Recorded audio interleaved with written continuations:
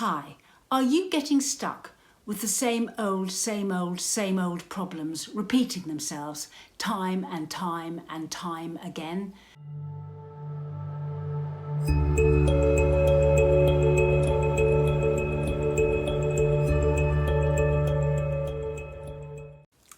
I post once a week, so subscribe to my channel and hit the notification bell, and I'll let you know every time I post. We all have a default way of responding to things. So when, as a family, you start running late, certain people will respond by getting angry and shouting. Other people will go quiet and quite moody, give you the silent treatment. Other people are not fussed and not bothered. They don't care what the time says. They'll just be ready when they're ready. Those kind of responses can then set up a sort of dynamic where some people get even more cross, other people get more and more reclusive, other people get more and more nonchalant. Each one's responses annoys the other.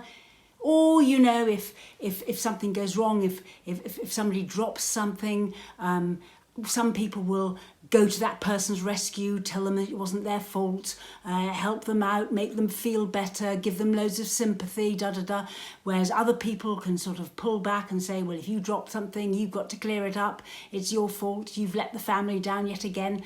Those kinds of different responses to absolutely everything that can happen in the family, which can be a lot, sets up patterns for the way things happen in your house time and time again.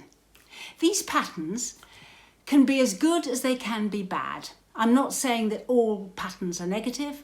In fact, we all need huge numbers of patterns that work fantastically well. I mean, you know, if you're trying to put a meal on the table, but everybody sits down, everybody starts having a good time, everybody responds to things in the familiar old way, and you have a great laugh.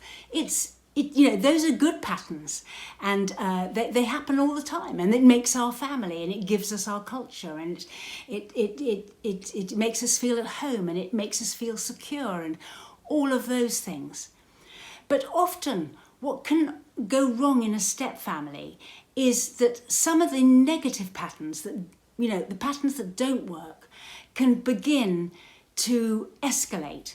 So you'll respond in a certain way to something, and your partner will respond differently. And the way that your partner responds eggs you on to respond even in an even more extreme way, and then they respond in a more extreme way, and then you respond in a more, until you're poles apart. You're talking about divorce in a minute, because you don't see any common ground at all, and you can't agree with the way they're doing something, and they can't agree with you, and that's the end of it.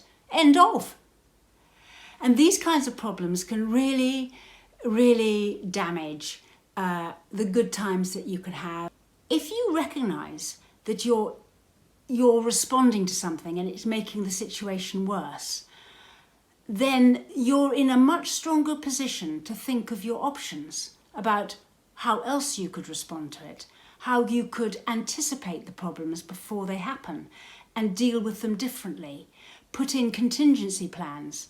Talk to your partner who's annoying you about the way they respond in advance, in a time when it's calm, or the day after, and you can say, you know what, when that thing happened yesterday, we're always doing that. You know, we had another row just as we were leaving the house, and we don't need to do that.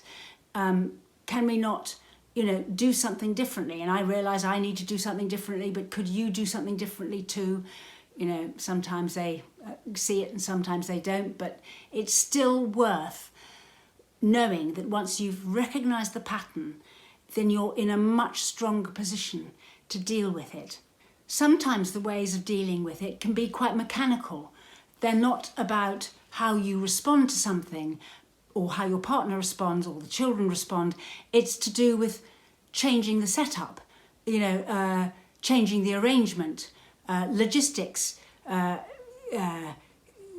sorting out the timetabling differently, or separating things, or you're trying to do too much, or whatever it is.